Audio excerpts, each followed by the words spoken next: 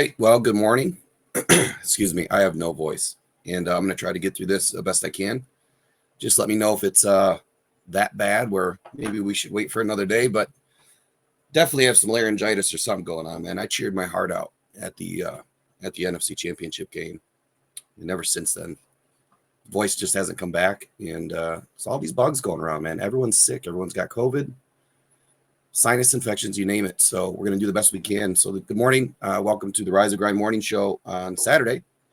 So this week, obviously with the schedule, we couldn't do a Tuesday and a Thursday. I wanted to do a Wednesday and a Friday, but it just didn't work out yesterday. So here we are. And we're going to be talking about Terrell Williams or Terrell Williams. Not real sure how he pronounces his first name. But Mr. Williams, man, great addition to this football team. I see what Brad Holmes is doing and what Dan Campbell is doing and why. So the first thing I wanted to point out as to why his addition is going to be so critical moving forward. We don't know his exact role just yet. I mean, we have an idea that it's defensive line and run game coordinator, but we don't know if there's anything in store for him for the future because he does have a pretty incredible background. He's done a lot in the short time that he's been coaching. But when I look at the stats, and you guys know me, I'm all about the stats. And I want to start in 2021. And the reason why this hire makes sense. Our defense in 2021, and this also speaks to AG too, and what he's been able to do and kind of where this defense is going. In 2021, our defense was ranked 44.6 by PFF overall. Bottom feeder in the league. I think we were 32 in 2021. 2022, we had a nice little jump. 60.4, but that's still not good enough. But we played better across the board. I mean, everything was head and shoulders above where it was in 2021. Our run defense went from a 36.6 to a 55.5. Tackling, which was a huge issue this year, went from a 32.7 in 2021 to a 62.8. I mean, darn near doubled our output for tackling. Pass rush, which was a nice addition, having James Houston last year doing what he did, 64.8 to 71.2. And I attribute all of that to James Houston. Coverage, which has consistently been an issue, surprisingly has gotten better. 35.8 to 48.8 in 2022. Now in 2023, we've seen some improvement. I know it's a shock to many of you guys, but the defense went from a 60.4 to a 70, flat 70 overall. And we jumped from about 30th rank overall to top 21 by most accounts. I have us as a top 18. Run defense went from a 55.5 to a 73.8. And clearly, that was our strength this year, was run defense. Now, tackling fell off a cliff this year. In 2022, we were 62.8. We dropped all the way to a 41.2. So we lost a third of our output. Pass rush, we went up a few notches, which is surprising. And I think that sometimes these stats can be misconstrued because, they're crediting pass rush for pressure, right? Pressure is a big part of it. But as I mentioned the other day, pressure is simply pushing their tackle or the guard or the center back into the pocket. That's it. So depending on what type of blocking scheme the offense is using, you're going to be credited with the pressure more often than not by doing nothing. And I know that sounds far-fetched, but I mean, it just is what it is. It's just how it's recorded. Coverage actually got better this year. 4 points, though. 48.8 to 52.6. Special teams has been the dog of this team all 3 seasons. We went from an 80.8 to a 90.7 in 22 and then dropped down to an 81.8.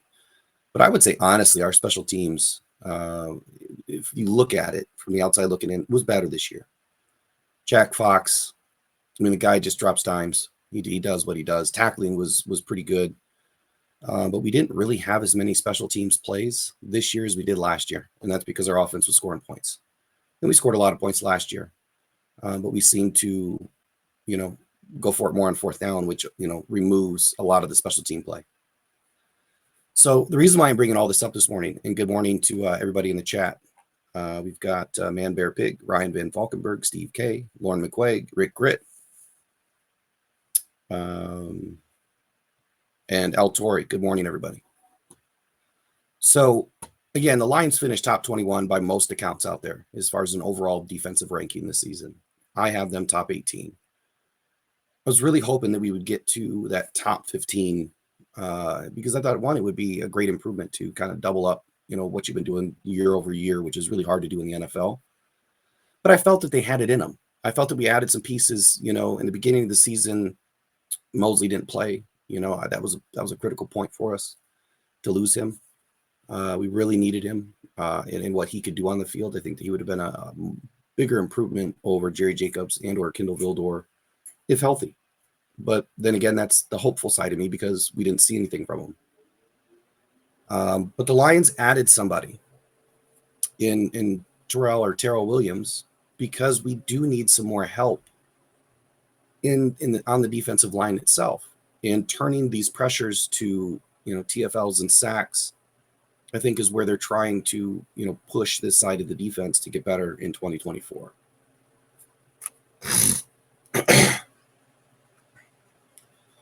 And I think that he has it in him. And it's kind of funny, right? I mean, our run defense was incredible, but yet we're bringing in another guy that can help as far as the run game coordination, to help this defense get better. If we get better in the run defense, that would just be a huge improvement overall, but it would give us an opportunity to spend more time on other parts of the defense and focus, on the backside of the defense overall, which is where we need the most help. This next slide I'm going to bring in, or the first slide I'm going to bring in, is what I was talking about the other day. You probably can't read this very well because I really can't make it much bigger, but I at least want to show you that these stats are out there and they do exist, and they are very helpful in determining, where you need to be as a team and how your defense and offensive rankings, give you an idea as to where you're going to end up at the end of the year. So this is the Super Bowl winners, championship winners, goes all the way back to 1970. And the other day when I was saying, you've only had a couple of offenses and defenses that have been flipped where the offense was, worse off than the defense. Defense won the championship. Pretty much in the last 15 years or so, it's been an offensive style of football that's winning. Down here, I don't know if you can see my cursor, but it says teams better on offense are winning. Average offense is ranked 3.8. Average defense is ranked 9.5. What does that mean? It's pretty simple. I think you guys know what it means. If your offense is ranked in the top 5, you got a better chance of winning the Super Bowl. If your defense is ranked in the top 10, you've got a better chance of winning the Super Bowl. If your offense and defense are both ranked in the top 5 and 10, more than likely you're going to win the Super Bowl. So this season, I don't think it's up here yet. Ended in 2022. The Chiefs won. Right? They had the number 1 rated offense, but their defense was ranked 16th. Matter of fact, the last 2 seasons, it's kind of been that anomaly. The Rams in 2021 had the 7th ranked offense, 15th ranked defense. This is right where the Lions were this year. Top 5 offense. Man, so close to a top 15 defense. And this is exactly what I was hoping for. After going through all the training camps that I went through, watching these guys perform, the players that we brought in, more importantly, the way that Brad Holmes has structured this team. And the reason why he went for offense first is because of this right here. This is proof that stats do matter, that they do tell a large portion of the story, and that if you follow the trends, you're going to get to where you want to get eventually. It may not happen overnight, but look at what we just did inside 3 seasons. Brad Holmes went heavy on the offense. He kept our quarterback the same. We kept our offensive coordinator the same the last 2 seasons. We have stuck to our guns offensively. And then this season, we went out and drafted guys that could make this offense better. Sam Laporta and Jahmyr Gibbs were a huge part of this team's wins this season and success. Without those 2 guys, we don't get where we go. We just don't. And I know a lot of people are jumping up and down and clamoring over defense. And I get it. I hear you. But I think it's harder to establish an offense than it is a defense. Now, I could be wrong. It's just my opinion. But I feel like an offense is harder to put together because it requires so much more skill. I mean, defense, you're banging helmets and bodies, right? You got to be pretty smart, got to be pretty intelligent on defense to know what you're looking at and to read the offense and what they're doing. But what are you doing? You're running around and tackling guys. You're not running different routes and reading a defense 6 different ways from Sunday and trying to figure out where to go, where to be, and be on time. Defense doesn't require any timing. The only timing that you really need is when you're going to jump the snap to try to get to the quarterback. My opinion. So developing the offense, figuring out if those players are going to work, especially on the offensive line and tight end, those positions take a little bit longer to develop. Center takes probably the longest as far as understanding the schemes and the playbook and having to make all the calls. That's probably one of the hardest positions on the offense. And tight end, probably the second hardest position outside of the quarterback, which has to know everything. So, all right, let me run through this so I can get it off the screen here. 2020, Bucks were the 3rd ranked offense, 8th ranked defense. Chiefs in 2019, 5th ranked offense, 7th ranked defense. Patriots in 2018, 4th ranked offense, 7th ranked defense. Eagles 2017, most balanced team ever, 3-4 offense defense. Patriots, pretty balanced team too, 1-3 offense defense. I'm sorry, defense offense. So that was the last time. In like the last 9 years or so that we've had a defense that was ranked better than the offense. And the year prior to that, the Broncos, 4th ranked defense, 19th ranked offense. So it can be done, right? If it's flip-flopped or if there's a wide gap, it can be done, but it's rare. I mean, when you look at the totality of all of these seasons back to 1970, you probably have, let's see, 1, 2, 3, 4, 5, 6, 7, 8, 9, 10, 12. About 13 Super Bowl winners that had a wide gap between their offense and defense ranking. 13. That's it. And they must have been doing something extremely well to have the success that they did. All right, let me get this off the screen here. So I preach stats a lot. You guys know that. And it works. You know, it works because when you look at these things, you look at the averages, and then you kind of look at what your team's doing. And I'll recap it one more time. Brad Holmes, he spent the money, the draft picks, largely on offense. Now, he started with defense heavy in the first draft. Some picks didn't make very much sense, but they ended up working out. I think that his first draft might have been his worst draft so far. Comparable to this last draft, obviously the best draft, in my opinion, that he's had. So where does that leave us in 2024? And where are we going? And I think that that's why you're going to see us go defensive heavy. We have the offense. It's set. That doesn't mean we're not going to add some pieces, because we are. We are definitely going to add some pieces to this offense, and I feel it's going to come by ways of the offensive line first, because that needs to be solidified, right? We need to make sure that, I'm just going to say it, there's some worry about Ragnow. And I've been saying that for a couple of seasons, that man has been battling and battling and battling. There's only so much pain that you can take. It's a long season. So at some point, he's probably going to hang it up and consider his family and his other ventures first. They're, for good reason, they should come first. So at some point, Ragnow's not going to be our saving grace. He probably has this season in him for sure. I think he's going to be mulling it over the next month or so. But he's definitely going to have to give Brad and Dan his affirmation that he can do it one more year.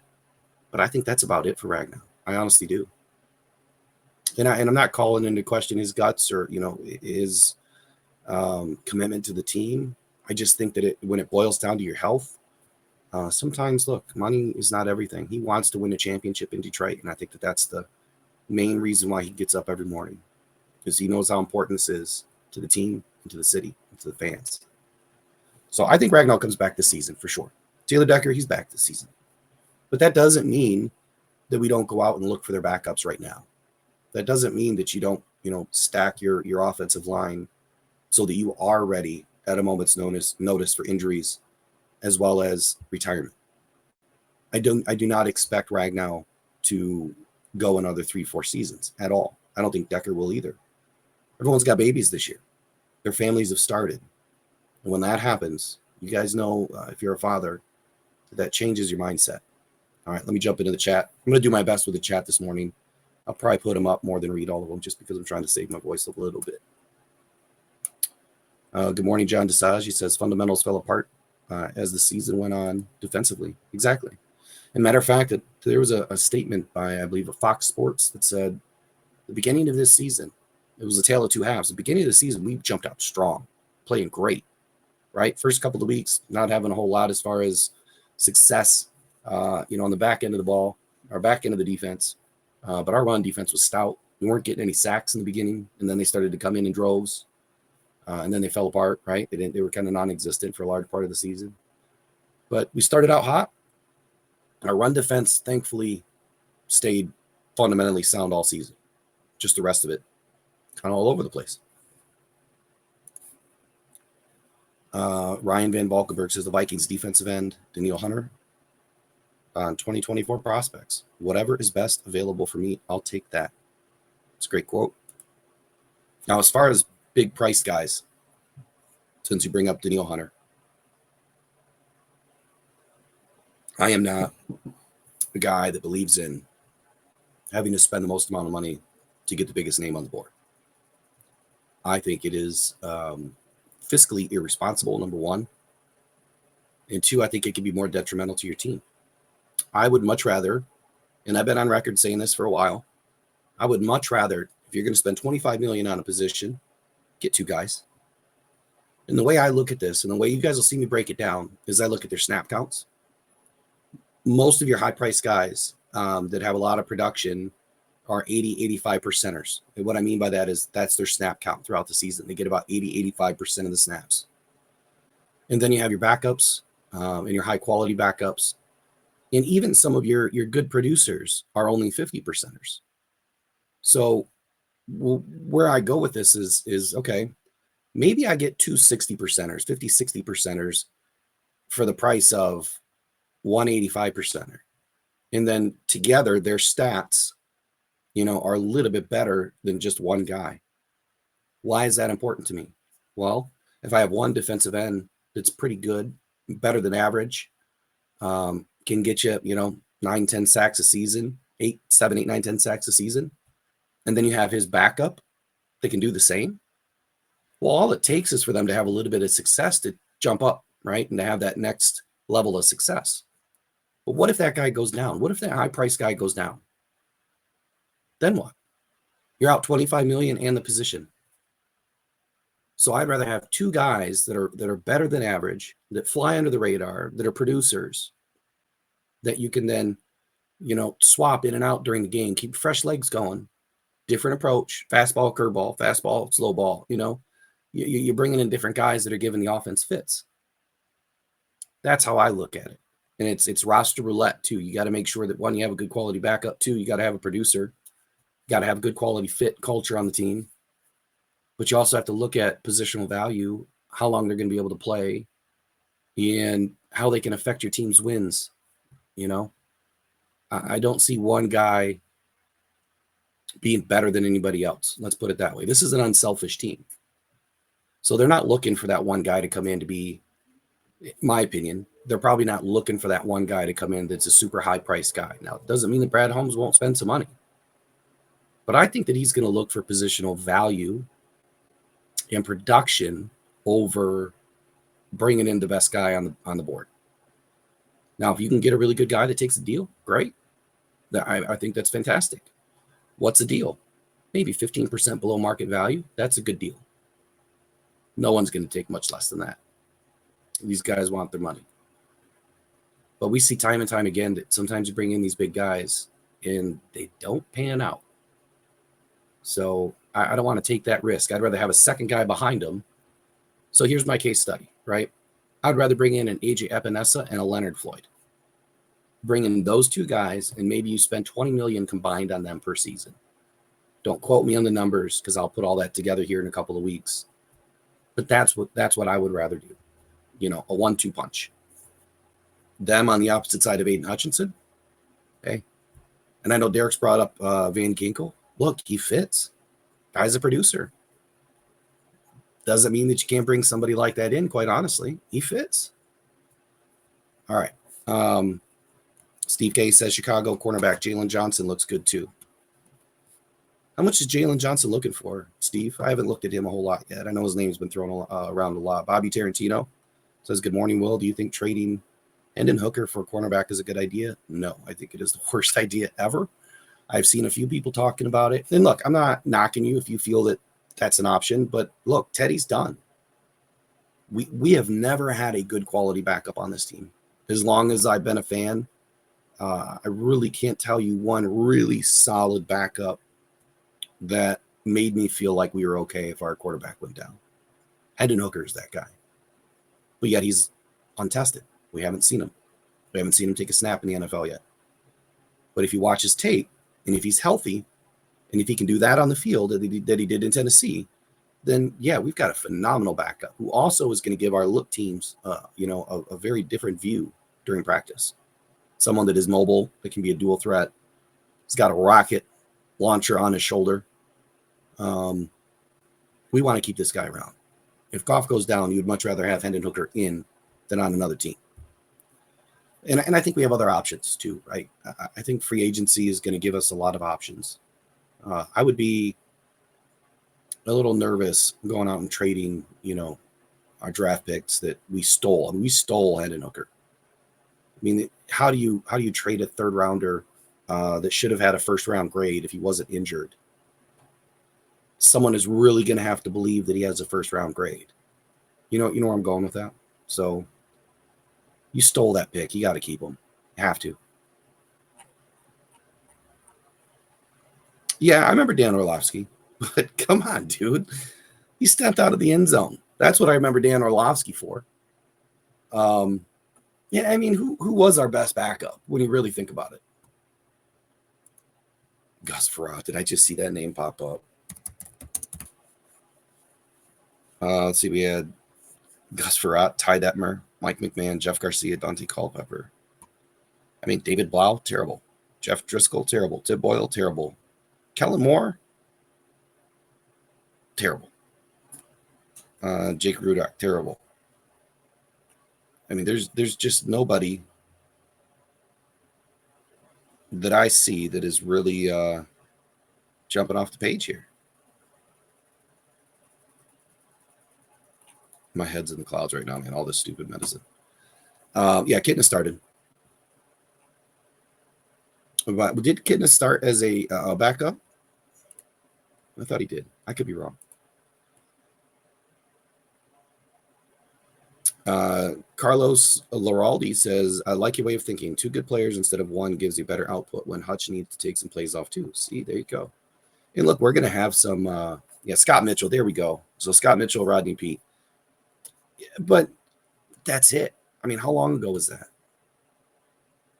I mean, honestly, Scott Mitchell was probably our best backup that started. So having Hendon Hooker makes me sleep a little better, if you will, on game day, knowing that we're going to have somebody that's good that can come in, someone that has actually done something. Now, he hasn't done anything in the NFL, so he has a lot of work to do. But now he's going to go through another offseason healthy, and he'll be ready this year. But he's not taking Goff's position. For anybody that thinks that, the only way that happens is if contract negotiations break down. But Jared Goff's under contract this season. You don't have to extend him. You don't have to. That doesn't mean that we won't. But, they don't have to extend him. But I think it would be foolish not to reward the man. But that's where you play, the contract game of here's a nice extension. Sheila Ford Hamp is going to have to come out of pocket with a nice signing bonus. Add a couple of void years to the end of his contract, spread it out so that you still have a bunch of money to go in and sign, the players that you want to keep, target the guys that you want to, target. And you really won't start paying on his big contract for a couple of seasons. I mean, yes, you're paying for it, but not as much as what you guys think is really going to hit the Lions right away, especially by adding the void years. Yeah, I'm not even going to go all the way back to Gary Danielson and Hipple. But I hear what you're saying. Goff is Danielson and Hipple pretty much. Immobile quarterback in a new era league won't get far. I don't believe in that, Ludell Wesley. I don't. So Goff is a dying breed of pocket passers. But Tom Brady, are you saying that Tom Brady, who's the same way, wouldn't go far in this league? How many rings does that guy got? Now, I'm not saying Goff is Tom Brady at all. But from a stylistic standpoint, both pocket passers, both immobile, both required, a good offensive line like every quarterback does. Every quarterback needs a good offensive line. And it's not just for the quarterback, it's for the run game. So if you have somebody that is extremely smart, remember, this game is 90% mental. It really is. Goff is extremely smart. He makes very good decisions. Now, when he's under an extreme amount of pressure, no quarterback looks good. Not one quarterback in this league. I mean, I could go find dozens of highlights of Tom Brady just getting crushed or looking stupid because he made a bad decision. I guarantee it. You could do it with every quarterback. Patrick Mahomes, you could do it with Joe Burrow. Everyone. They all look chaotic when they're under immense pressure.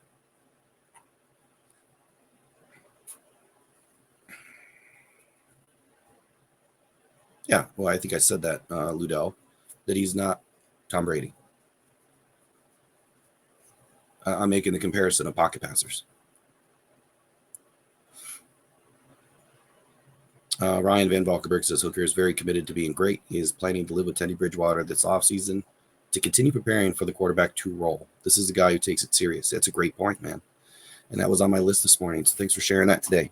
I just find that incredible that they've made such good relationships with each other, that they're going to, live together, and Teddy's going to continue to mentor him, even though he doesn't have to. And I find that, very special, right? For those two guys to develop what they've developed, and how this team has given them an opportunity to find each other, right? Find a friendship and a mentorship. Man, when's the last time you've really heard of something like that? I can't tell you. I really can't. I'm sure it happens more often than not. I mean, I know some of these guys live together, but I think some of that is more of, they're trying to save money too, right? They room up with some guys. The rookies tend to, room up with each other to save money, during the season. In the off season, they go wherever their main home is. But somebody that just retired, who's walking into a head coaching position at a high school, is going to continue to mentor Hendon Hooker. I think that's incredible. I really do. And you're right, man. Taking that serious is what Hendon Hooker's all about. And that's exactly why the Lions took him.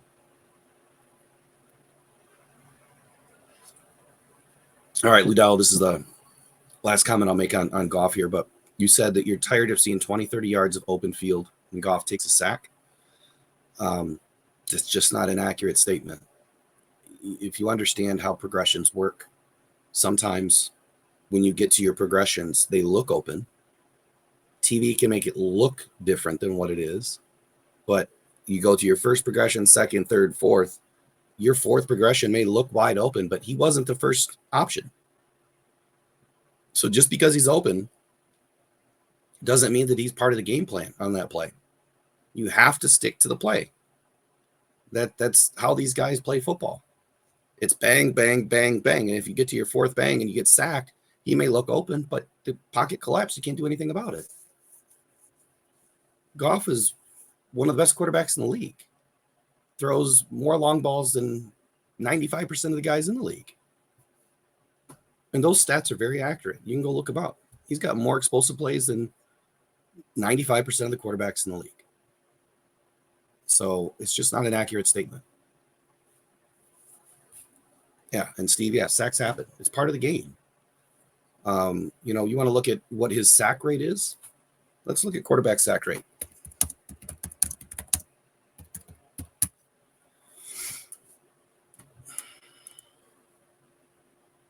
All right.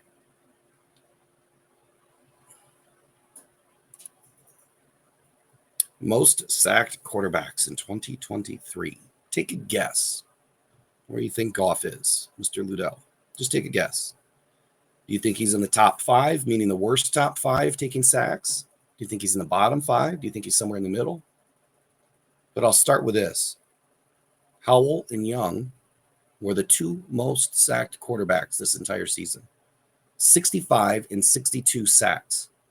And there was a gap of almost 20 sacks between third place. That's huge. Rookies, yeah. Bryce Young was a rookie, played terribly this season. That's exactly why he was not in my top 5 list of quarterbacks when I did the draft show. But then you've got Wilson, then Fields, then Mayfield, then Prescott, Stroud, Lamar Jackson, Danny DeVito, Jalen Hurts, Trevor Lawrence, Gardner Minshew, Tannehill, Smith, Derek Carr, Ritter, Stafford, and then Goff. Goff took 30 sacks over, 21 games? 20 games. So just a little bit more than 1 sack per game average. Mahomes took 27. So he took 3 less. I think that I'll stick with Goff. I think he's doing just fine. All right. So the rest of this, I want to talk about Terrell Williams. And this is some information I got off of Wiki to try to make my job a little bit easier today. But I at least wanted to share it with those that have not had a chance to look him up. And then I'm going to explain why I feel like this is a good fit. But I found this interesting, right? He attended the same college as a coach as Brad Holmes did, North Carolina A&T. But Williams is originally from Los Angeles. He played nose guard at East Carolina. So he's got playing experience, right? I call this little episode here from Titans trenches to the Lions den. And let's talk about it. So Terrell Williams, he was born in 1974 in LA. He's not just a football coach, but he's a very resilient force in this ever-evolving landscape of the National Football League. His story really began in the heart of college football, where he played a pivotal role as a nose guard at East Carolina, and he led the Pirates to their Liberty Bowl victory over Stanford in 1995. He earned his bachelor's degree in communications with a minor in history.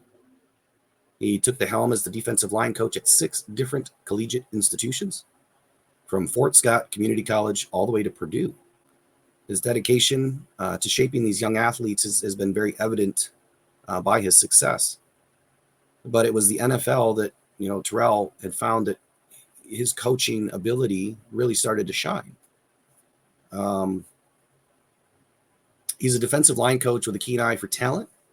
He had his first taste of the professional ranks in the summer internships that started with Jacksonville Jaguars, Seattle Seahawks, and the Dallas Cowboys. And that was during the late 90s into the early 2000s. In 2012, he stepped into the NFL full-time, joining the Oakland Raiders as their defensive line coach under then Dennis Allen.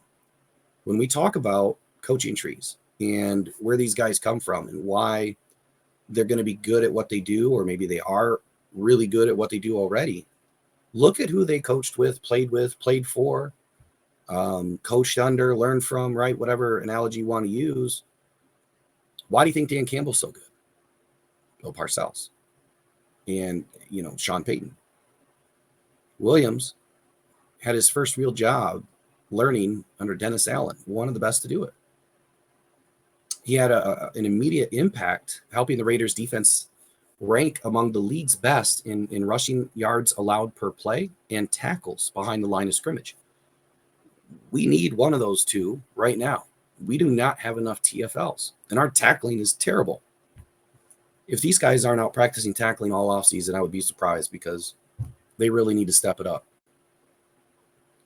His journey continued, though, as he moved on to the Miami Dolphins in 2015. He started to reach some new heights under, the Dolphins did under his guidance. They had their most successful season in 8 years, clinching a playoff berth in 2016. Defensive lineman Cameron Wake and Ndamukong Suh flourished under his leadership, and that really showcased the transformative effect that he has on these players. So he's doing something right.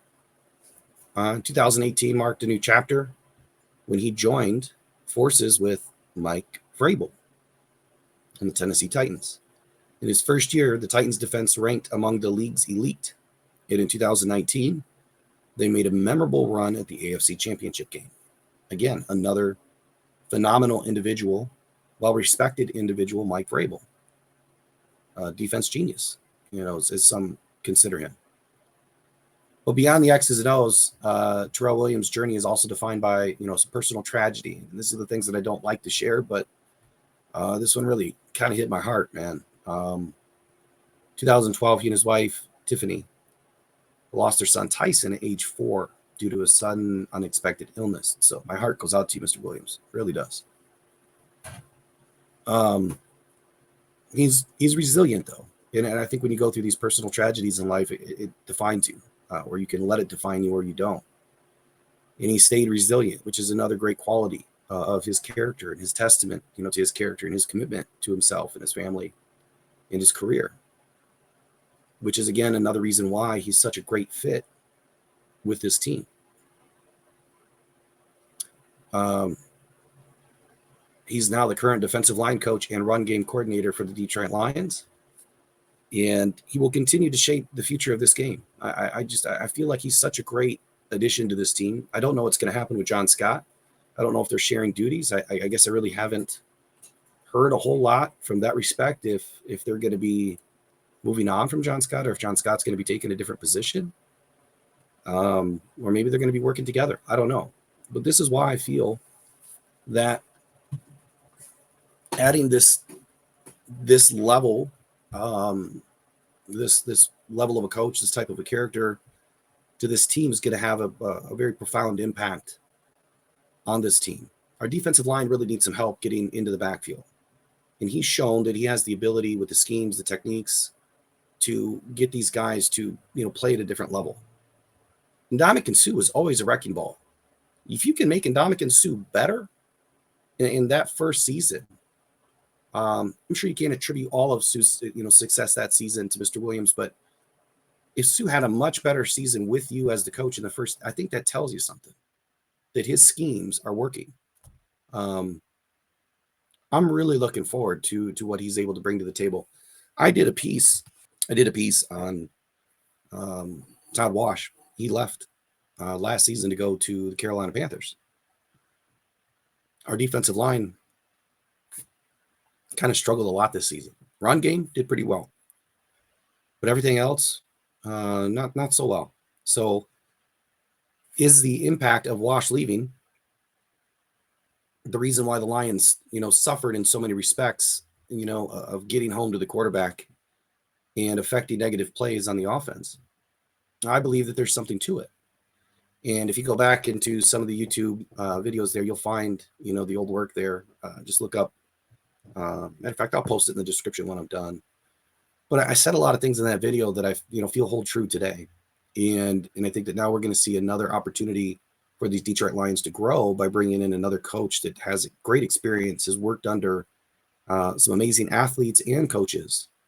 The coaching tree that he's been around, man, that brings so many opportunities to you to learn and to grow and develop, your book of value to the next team. So I think this is a great move. I think the Lions hit the nail on the head here by bringing in somebody that they felt could affect this team in a positive way and help continue to grow the defensive line, which needs a lot of help. So aside from that, we need some players. And we need some guys that can step up this season. We've got a pretty big free agency list.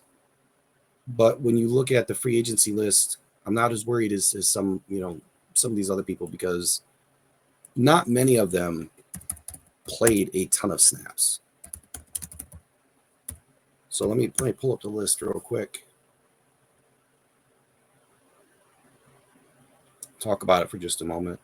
And once my voice is back, I'm going to start pumping out some videos. So just hang with me. But we have 32 free agents this season, which is insane to me. But we also have the most players signed. I think we have a 39 right now. I think last season we had like 27 at this point. So we have more players signed, which means we don't have as much work to do to build our 53. So unrestricted free agents. Tyson Alualu, he probably won't be back. I don't think that one's a big mystery. Michael Badgley probably won't be back. Bridgewater retired. Tight end Anthony Firkser I think he'll be back, as a practice squad role if, the Lions are able to ink a deal with him that is, friendly enough to both sides. He's not somebody that I rest my hat on like he's a critical, person of interest here. CJ Gardner-Johnson, I'm going to park that one for just a moment. I said the other day that I'm only interested if it's a very team-friendly deal. Something tells me that probably won't happen, and he probably won't be back. But I'm gonna park that one for just a moment. We'll come back to that one in a couple of days. Graham Glasgow. Now, there's been a lot of rumors. I've seen some posts. There's these people in McCurdy, the African cities and that over there, that they flood our social medias with these fake stories. And it kept popping up that he turned down a $54 million contract. It's all fake. He hasn't turned down a $54 million contract because one hasn't been offered to him. But Graham Glasgow does want to make more money than he did last year. I'm not real sure how much he made. Let's just look it up real quick. And I'll go more deep into this stuff, throughout the offseason here. Looks like he signed a 1-year, $4.5 million deal. So how much more is too much? Put it this way. I'd rather pay him what CJ Gardner-Johnson made, $6.5 million, versus bringing back CJ Gardner-Johnson. I'm sure that's going to be a hot button issue with some of you guys, but that's just how I feel. Ryan Van Valkenburg says, I would love to see Ertz back on a friendly deal. Look, I love Ertz and what he's all about. If there's an opportunity to bring him in, I think that would be an incredible move. I really do. And he got to see what we're all about for for about a week. He probably likes being there too.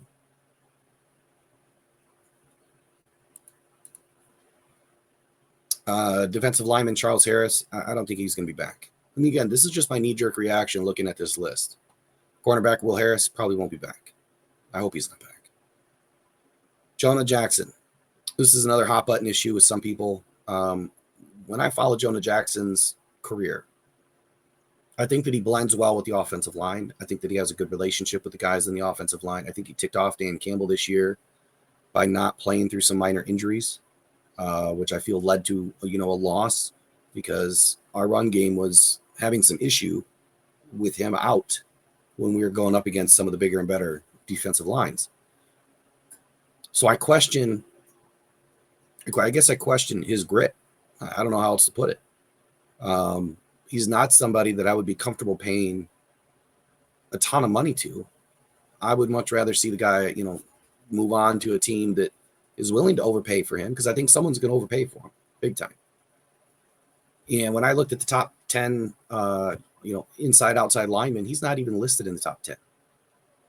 He's probably the top 20, obviously, but he's not listed in the top 10. So he doesn't deserve top 10 money to be, and I think someone's going to give him top 10 money. I really do. I think they're going to overpay for the guy. And the Lions won't. They're not going to overpay. It's tough to break up this offensive line because they've been so good, but there's got to be somebody else that we can bring in that's coming off their, second contract or coming into their second contract that'll fit, that'll be just as good. Doesn't mean I don't like the guy. I can't see the Lions overpaying for him. I'd also like to see the Lions draft a rookie guard/center, someone that can play both positions. The Lions love versatility. And I wanted a guard center this last draft, and it didn't happen. But I think it'll happen this season. Long snapper Jake McQuaid, he probably won't be back. Mosley, he better not be back. And I say that because I'm sick of injuries, right? I'm not big on the whole injury thing, bringing in guys that have a multitude of injuries or injury history. Injuries happen in the NFL already. Why compound the issue by bringing in guys that have an injury history? Matt Nelson. It's different when, you talk about Ragnow, right? He has an injury history. He's under contract, but we know his heart and his grit and the things that he's willing to do to get ready for every game and what he's willing to battle through. It's unfortunate that he has to battle through all that, but that shows you who he is. So we don't know what some of these other guys are about. Tackle Matt Nelson, I'm not real sure why he never came back this season, because I believe he was ready to come back around week 8 or 9 or 10.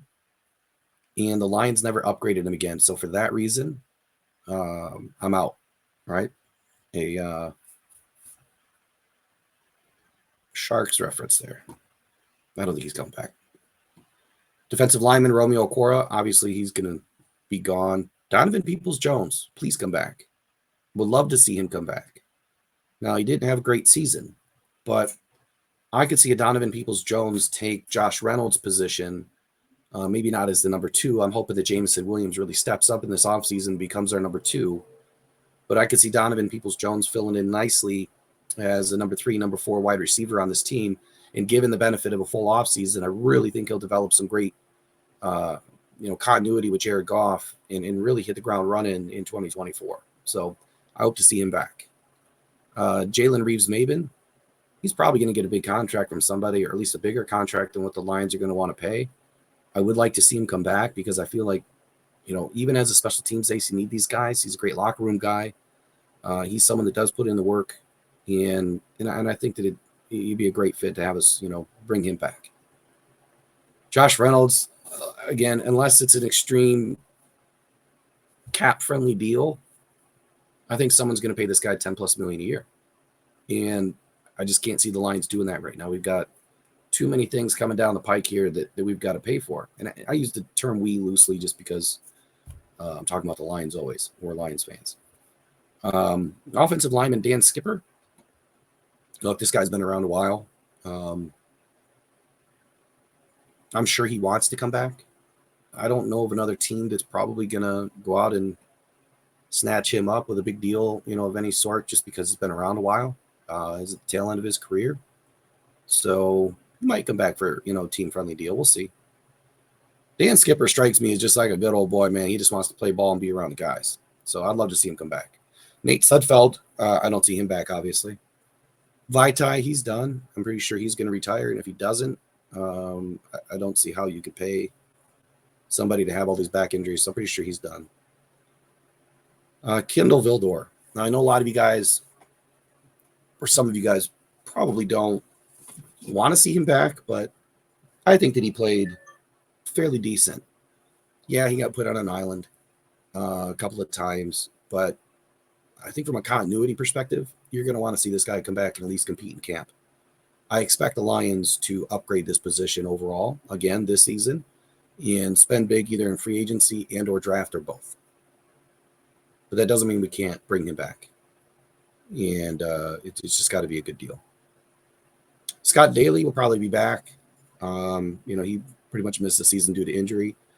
Cornerback Khalil Dorsey, no, he's a special teams ace. He can kick and punt return. I expect to see him back. Now, I'm not saying that, he deserves a starting position or anything, but this guy's a scrapper. And he loves, he loves the game of football. And that's what the Lions need on this team is guys like that. So I'd like to see him come back and compete in camp. Jerry Jacobs, have a nice weekend, man. We'll see you later. He's done. I don't expect to see him coming back.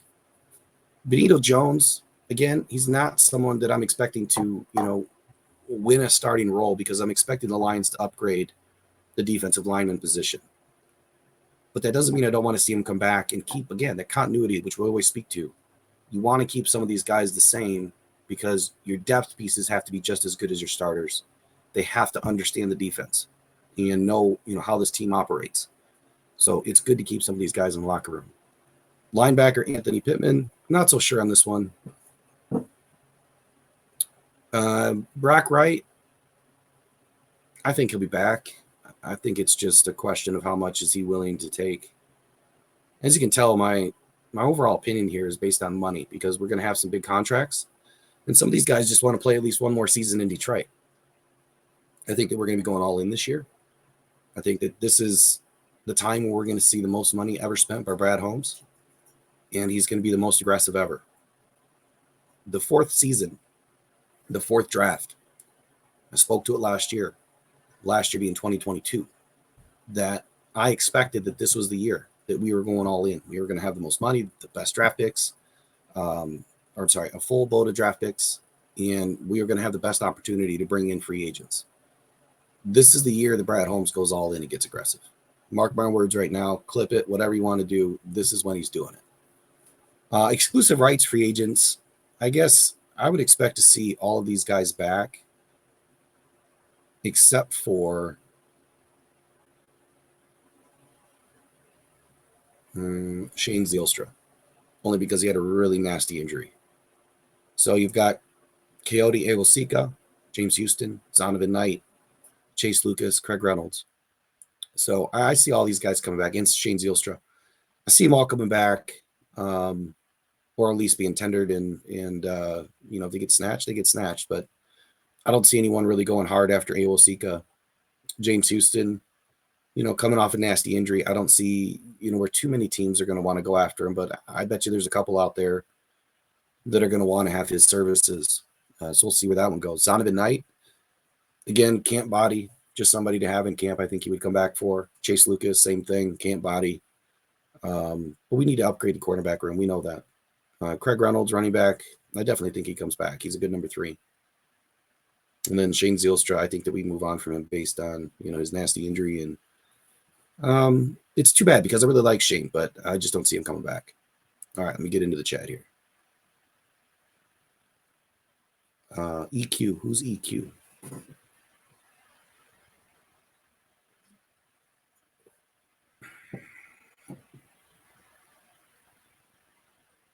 Oh, you talking about Aquademius? St. Brown's brother? All right, so let me see what you guys are saying here. King SJ, hey, good morning. Even drafting another tackle, I wouldn't be against for depth purposes.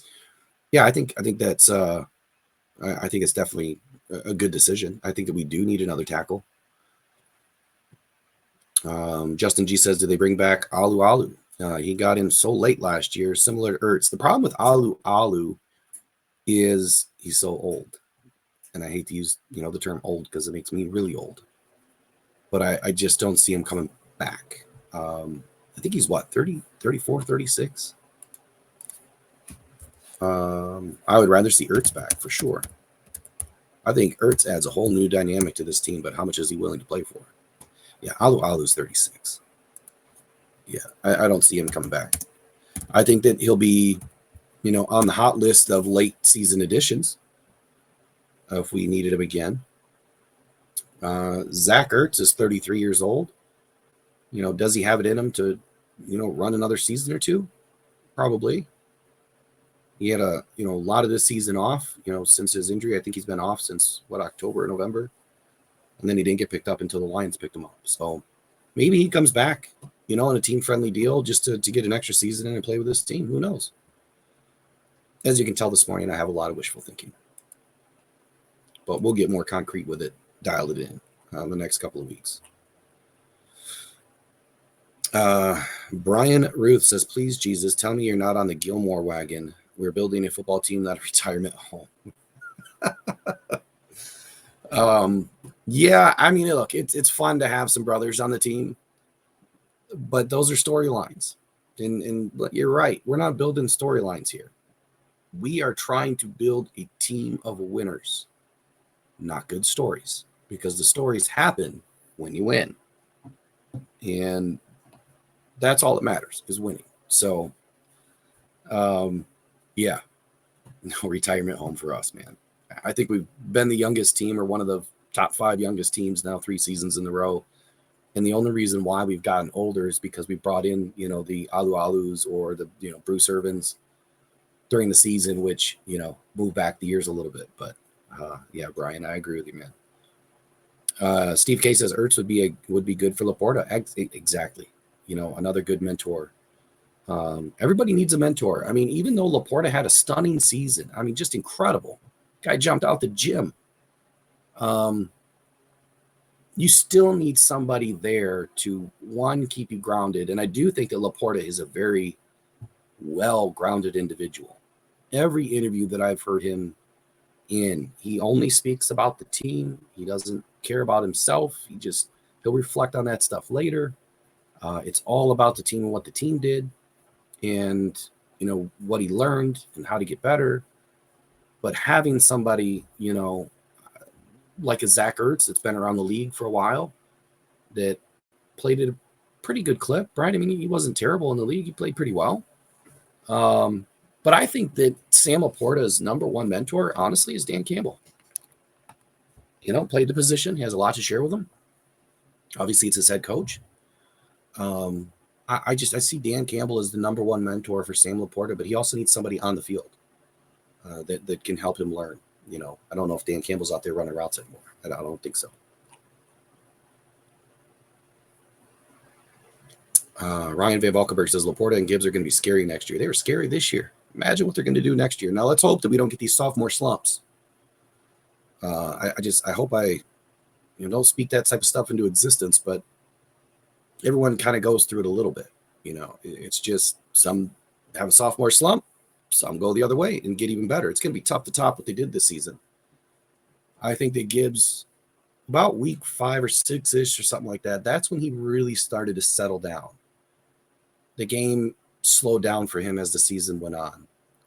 And we only seen him get more dynamic, more electric, more comfortable. He had a couple of fumbles this year, which, I know it's going to eat him alive. But my message to Jahmyr Gibbs right now would be, man, you had a hell of a season. Don't let that fumble in the NFC Championship game define you, okay? It happens. It happens to everybody. Some moment throughout their career, it's not something you want to wake up to and relive, right? These moments during your career happen. You have to be able to forget it. Don't forget it in the sense that you're going to do it again. Learn from it. Forget it. You've just got to have a very short memory. And I think the Gibbs will be fine. But my message, Dan, man, is keep your head up because shit happens too. And that wasn't the only reason why we lost that game. You could really hang your hat on the defense that game for screwing it up. But it's a team game. Everybody committed to a team game. So you're going to take the loss as a team. Next year, you're going to get better as a team.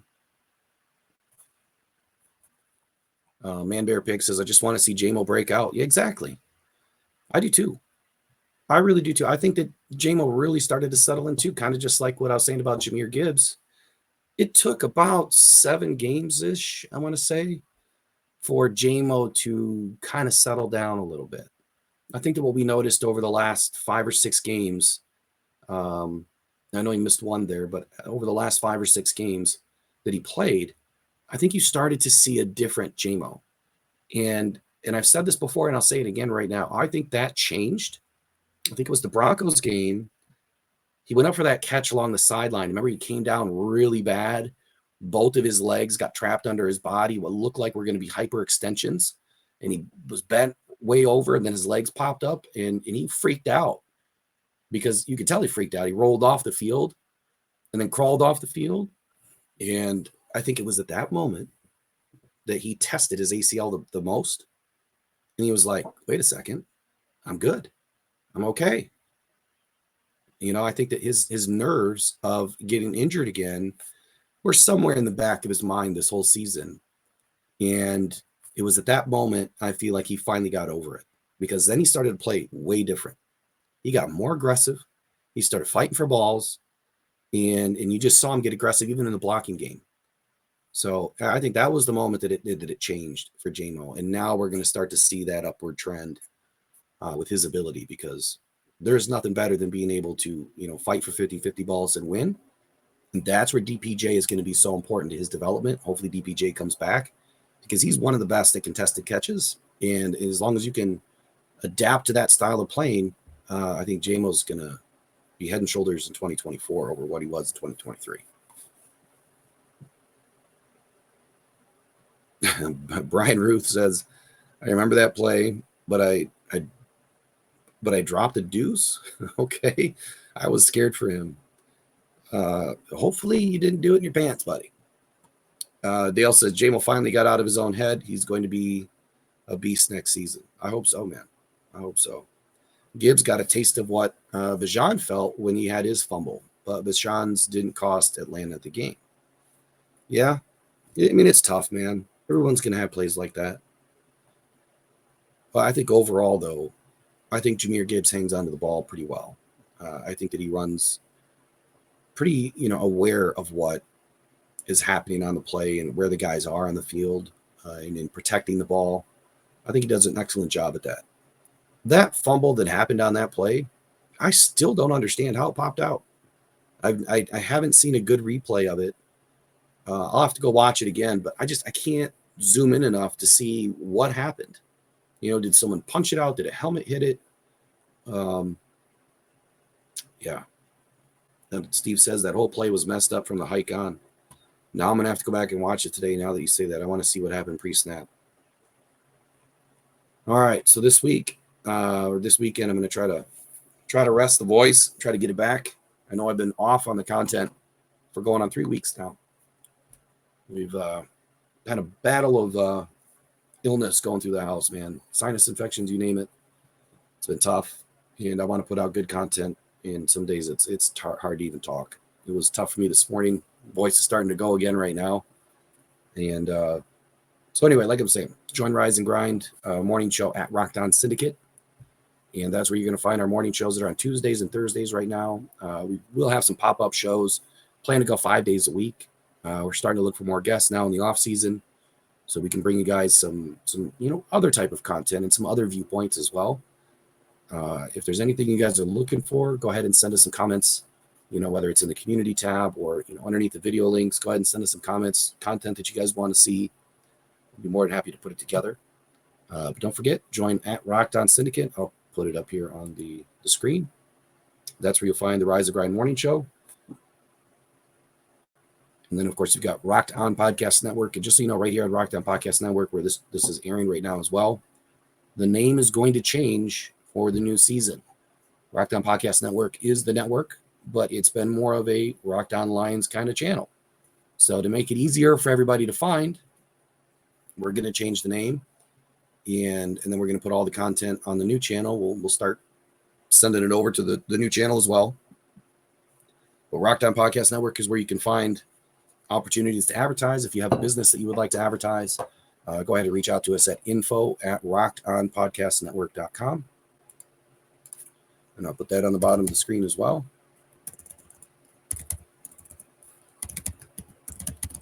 And we are going to finally launch some advertising opportunities for everybody. There you go. There's the email, info@rockedonpodcastnetwork.com. So send us your advertising wants and wishes, and we'll put together a custom quote for you guys. And usually takes about a week to put together the package, and we'll send it back to you. So that's all for today's show. I appreciate you all joining me this morning, Saturday. I know it's been kind of rough with the voice, but we're doing our best, and hopefully we'll get back to some regular content next week. We've got a lot to talk about, a lot of free agency stuff that's going to be happening real fast this season. After the Super Bowl ramps up even more than it was during the season, it seems like.